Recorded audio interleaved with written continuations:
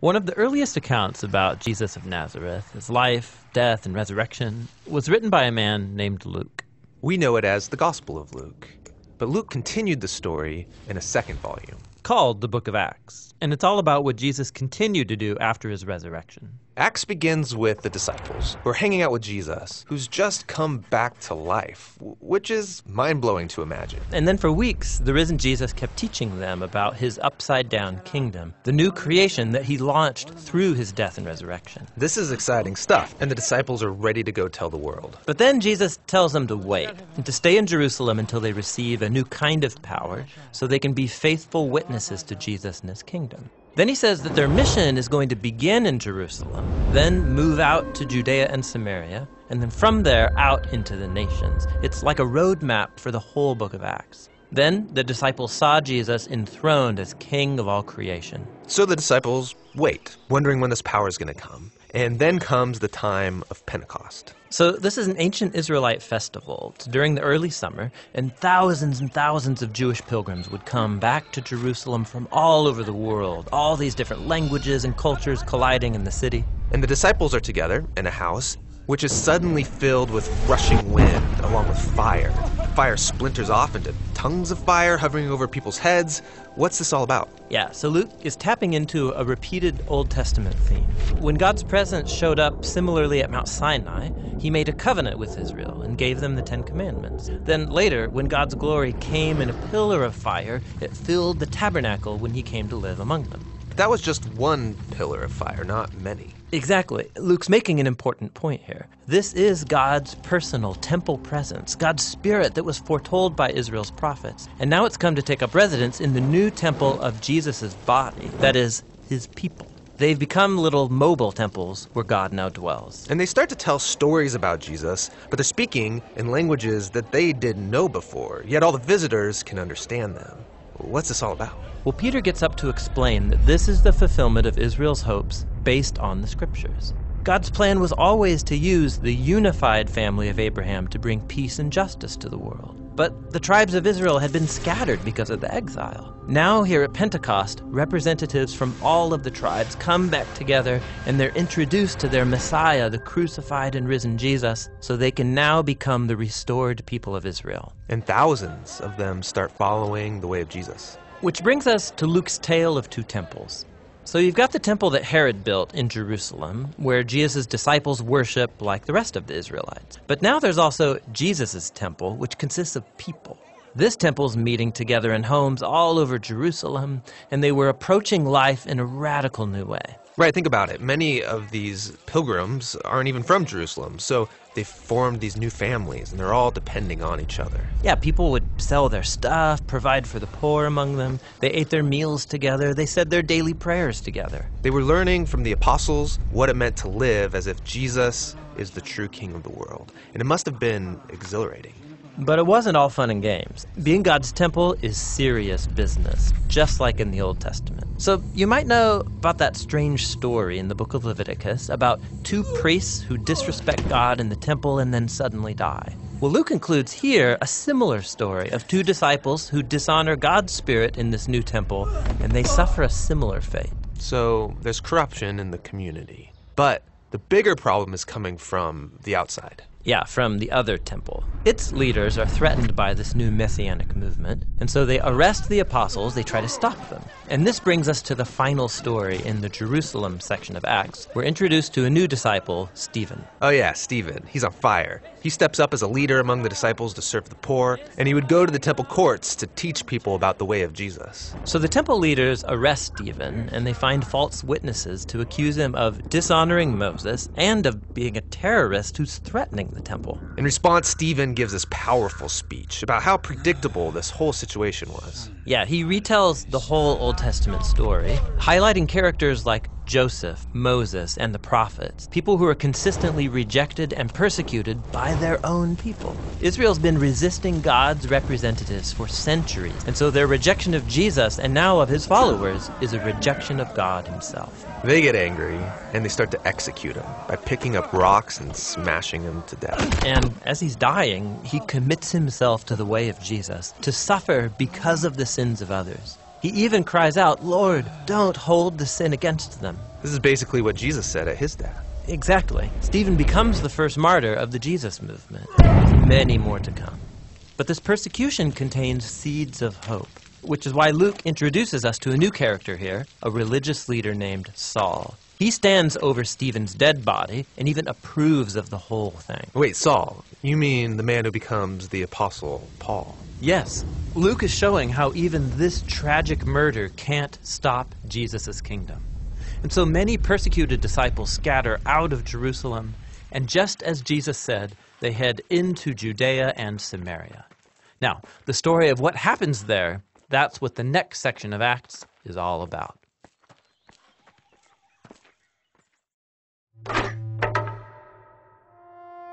During the first century, when the Romans ruled the known world, a grassroots countercultural movement was born in the eastern end of the empire.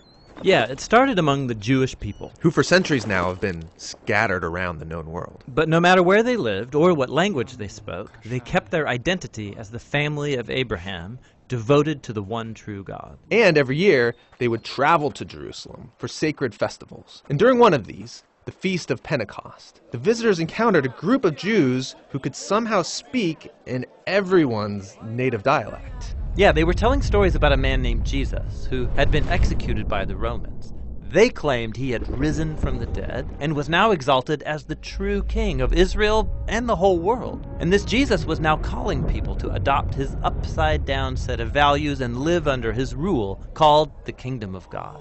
And thousands of Jews decided to stay in Jerusalem and join the movement. It grew in size and in influence and gained favor with people. But not with the Jerusalem temple leaders. They viewed this whole thing as a dangerous religious sect, and they even executed one of its leaders named Stephen. It's no longer safe in Jerusalem, and so most of the followers flee for the outlying land called Judea. And you might think that's the end of the story, but actually, this tragedy became the way the movement spread outside Jerusalem. That's where the second part of the book of Acts begins. The scattered followers end up in surprising places, like Samaria, where their ancient enemies live. Yeah, and Luke shows us how all of these unexpected people start following Jesus, like a sorcerer from Samaria who has to learn that the way of Jesus isn't about gaining power, but giving it up to serve others. There's also a story about an Ethiopian delegate who, after discussing the scroll of the prophet Isaiah with Philip, decides to join the movement. Yeah, Jesus is expanding his movement out into Judea and Samaria, just like he said he would. Which is great.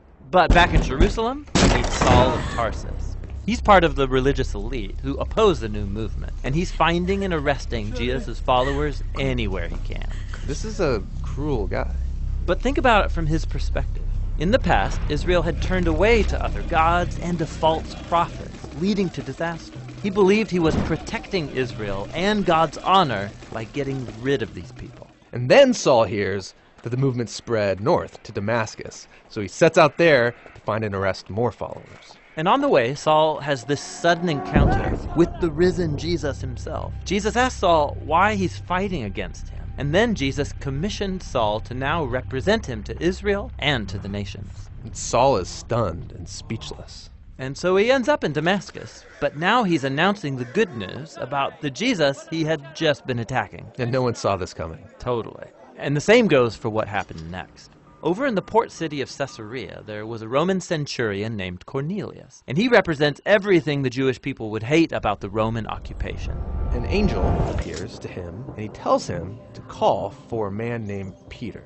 So Peter comes, and he finds Cornelius and his friends and his family all gathered together in his home. Yeah, and this is scandalous.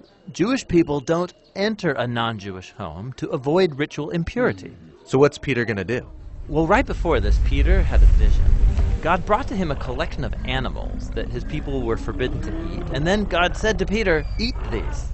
And this is shocking to Peter. He says, "I've never eaten anything impure." And God responds, "Don't call impure what I have made pure." And then that's it. The vision was over. So Peter's going to start a new diet? No, he's an Israelite, and he's honored these customary food laws his entire life. The vision was preparing him for this moment of him standing among impure non-Israelites. And he realizes that God is declaring these people are a part of the family of Abraham. And so Peter decides to stay and tell them about Jesus. And the Holy Spirit shows up just as he did at Pentecost. But now it's for a Roman centurion and his non-Jewish family. The movement is broken out.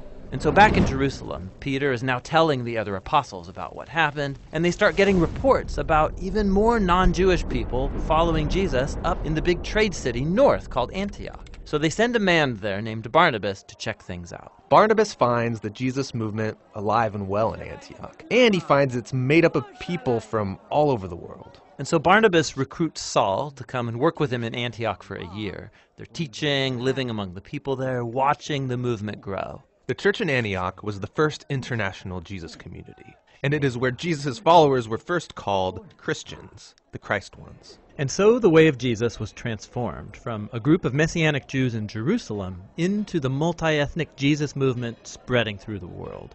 Their faith was the same. It was centered on the good news about the crucified Jesus, who is the King of all nations. But that message and their new way of life was confusing, even threatening, to the average Roman citizen living around them. And the resulting conflict is what we'll explore next as this movement goes global, or as Jesus said, to the ends of the earth.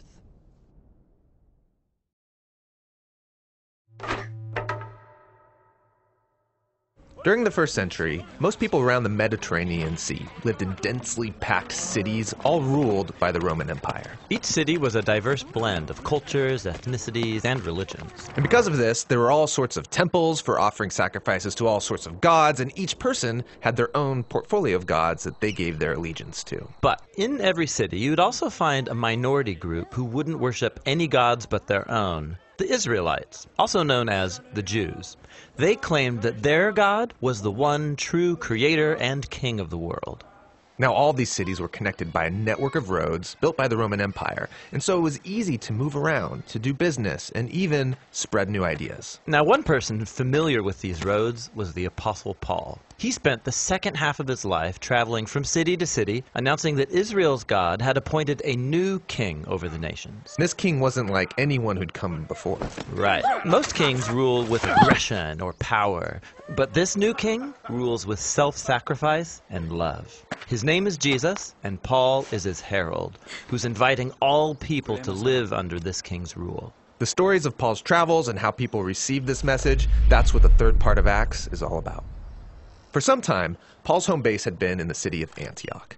And from there, he and his co-workers went out on 3 road trips, traveling by land and by sea to strategic cities throughout the empire. In each city, Paul's custom was to go first to the Jewish synagogue where his people gathered. He'd start teaching and showing how the Messianic king promised in the Hebrew Scriptures is Jesus of Nazareth. And some believed this news, others didn't, and still others thought this message was so misleading and dangerous, they would incite riots to kick Paul out of town. And so that's when Paul would take to the bustling city marketplace. He would set up shop there to make and sell leather tents to cover his travel expenses. And here, Paul kept sharing the news about the risen King Jesus with anybody who would listen. He was often misunderstood as just promoting a new god. One time he prayed for a sick person, they were healed, and everyone around thought he must be a Greek god that came down to visit them. But Paul insisted there's only one true God, and he was his servant. This message often stirred up opposition and more riots, and he got beaten, even thrown in jail. Why such a strong reaction? Well, the worship of the gods held together Roman culture. They believed the gods kept their cities safe, and the temple worship of the gods was a huge part of their economy. Paul wasn't just adding Jesus as a new god to the list, he was saying all other gods are powerless, even a sham. So he's undermining their way of life. Yes, and more than that. When Paul announced Jesus as a new king, he would call him Lord or Son of God, the very titles people used to refer to the Emperor of Rome. So Paul's message could easily be heard as a threat against the entire political order. Why would anyone join this movement? I mean, it sounds dangerous. Well, people were captivated by the story of Jesus and how his love created communities where all people were treated as equals, regardless of ethnicity, gender, or economic status. These people formed new families that would eat together. They lived sacrificially and took care of their poor. They lived like Jesus actually was the king. Right. And so in every city where Paul announced the message about Jesus, people were being transformed by God's Spirit to become new kinds of humans. So Paul would stay stay in that city and teach them the way of Jesus. And then he would leave for a new city. This was a difficult life. Paul had to endure a lot of pain and a lot of suffering. Yeah, and he did so because he believed that his own hardships were a reenactment of Jesus' suffering and death for others. He said it was God's own love that drove him to share the story of Jesus, no matter the cost. After his third road trip, Paul's reputation had grown. He had made many new friends, but had also made many new enemies that he would be wise to avoid. But Paul didn't avoid them. His next stop was Jerusalem, a city full of people who wanted him arrested, even dead. And so why he goes to Jerusalem and what happens when he gets there, that's what the final section of Acts is all about.